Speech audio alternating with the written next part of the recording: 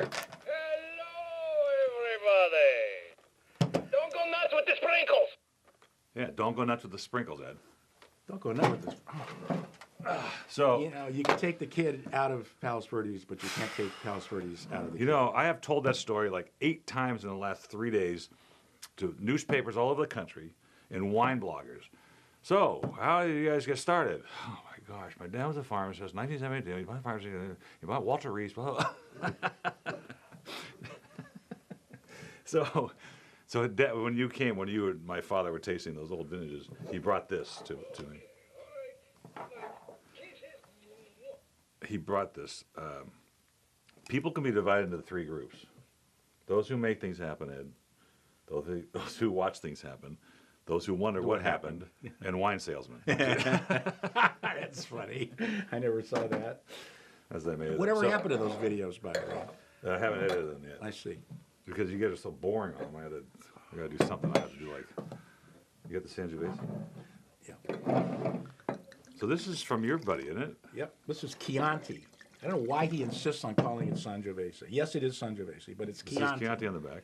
It says Why do I Chianti call on- it? You mean, why do I call it Sangiovese? Why do you call it Sangiovese? Because it's made with Sangiovese. No. Okay, but then you call the Montupoli di Abruzzo Montepulciano di Abruzzo. Okay, so Sangiovese di Chianti.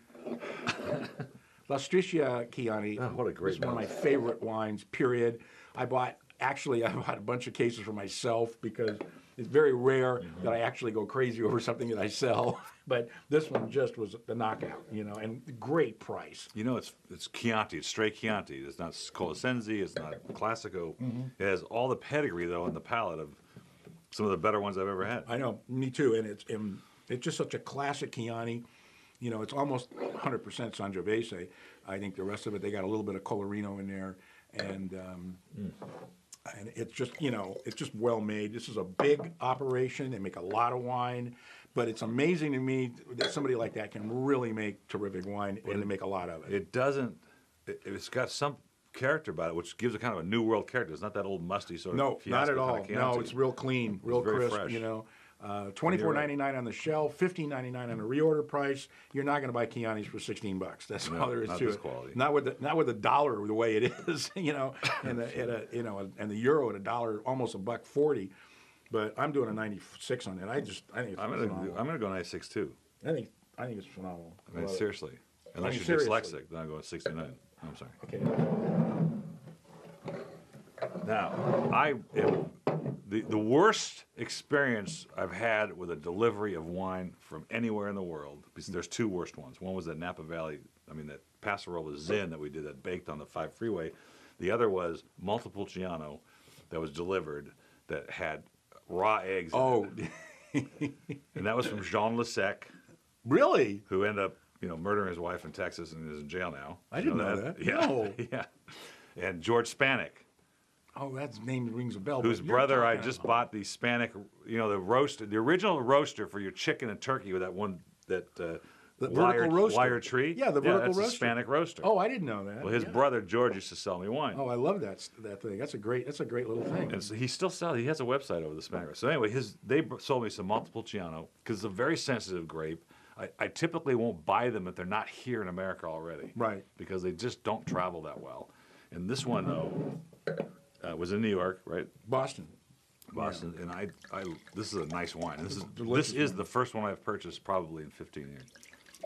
Yeah, this came from my friend, as did the Chianti, who I've known for over 30 years, as the importer in Massachusetts, and they sell it all over the country, but except in California, they haven't sold it. They've never sold it here. So, but it's a terrific bottle of wine, and this is also a big co-op that makes this wine. But This is dark berries and black fruit like blackberries, but that again another one like the Chianti. Wow. It's very New Worldish compared to its it really, counterparts. I don't like to use that term because it implies it's too much fruit and whatnot, but it's clean, I mean, these wines used to be so dirty, I mean, and they used to be really, really cheap, and there was a reason why they were so cheap. They were awful. Yeah. They were so bad. I remember your dad and I tasting these like 40 years ago, and they were just atrocious, this is but not they a- were cheap. This is not a fruit bomb. This has got a wonderful complexity and nice acid in the finish that's going to do well with some.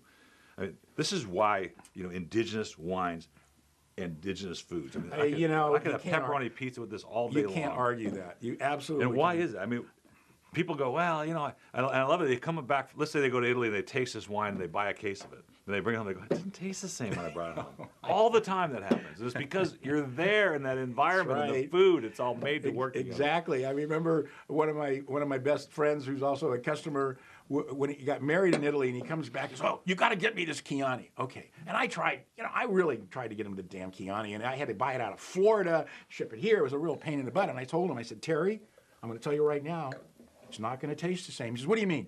You're just married. You're at the winery. You're looking over the vineyards. The sun is setting over the vineyards. The owner's wife is bringing some salsiccia, sausage and peppers, and a little pasta, and you're having this with your new wife. You're going to tell me it's going to taste that good here? No, you out of your mind?" And that was, by the time you got it, was a year later. The honeymoon was over, and it tasted like crap. That's funny. It happens all the time. It happens all the time. And I used to give people the same speech, when they'd come back here, My favorite was, we got to open that one.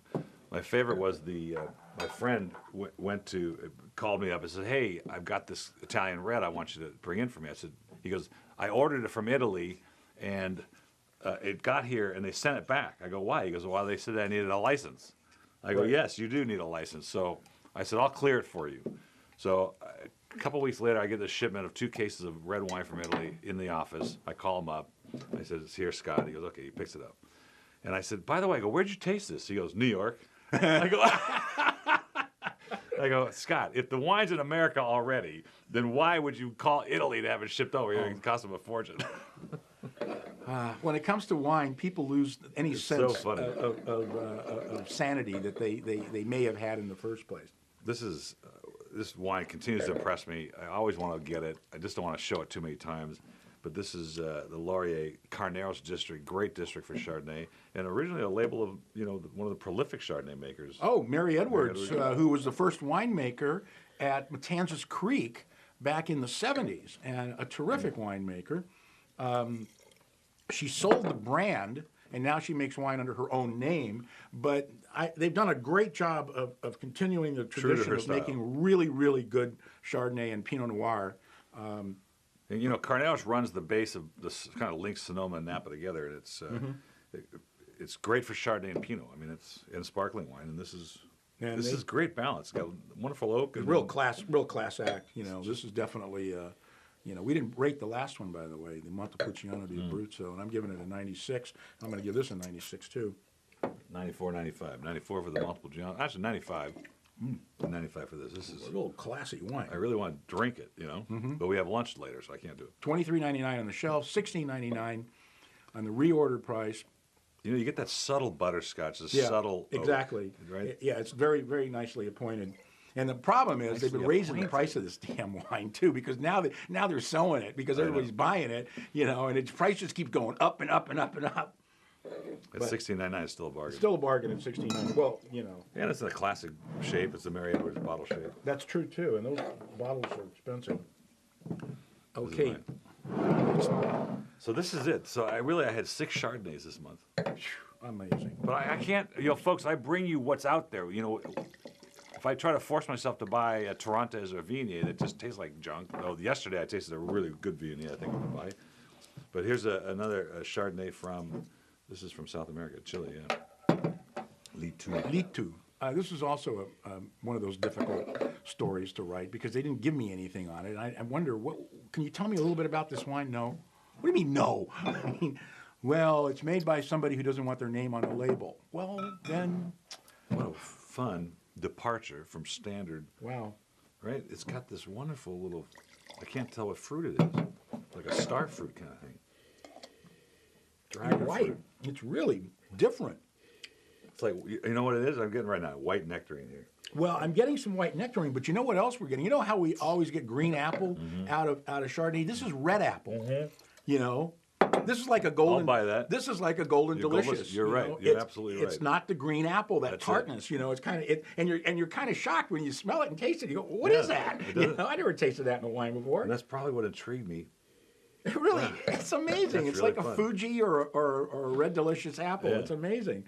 But that's the incredible thing about wine. I mean, here these grapes can be grown all over the world in different soils and with different climates and different hands making them, and come up with so many different flavors. It is. It is. Anyway. That's what's fun, and the difference between wine and any other spirit, right? Jack Daniels should taste like Jack Daniels every time you taste it. Heineken should taste like Heineken every time you taste it. Absolutely. But wine, because they're given different components to work with, the winemaker's job is to Every make the best year one. they get different They gotta do components. something. $22.99 on the shelf, $16.99 on the reorder price, and I'm giving it a 96. I love I'll it. go 94, 95, 96. Make up your That'll mind. divide 95 out. Really good. This is going to be a great tasting at lunch. Folks, hey, look for if you didn't see my mimosa email, look for this. I taste a lot of non-still wine things. These mimosas were really good, and you'll enjoy them for Valentine's. Not you, Ed. No, I won't enjoy them for Valentine's Day. I'm going to drink real wine.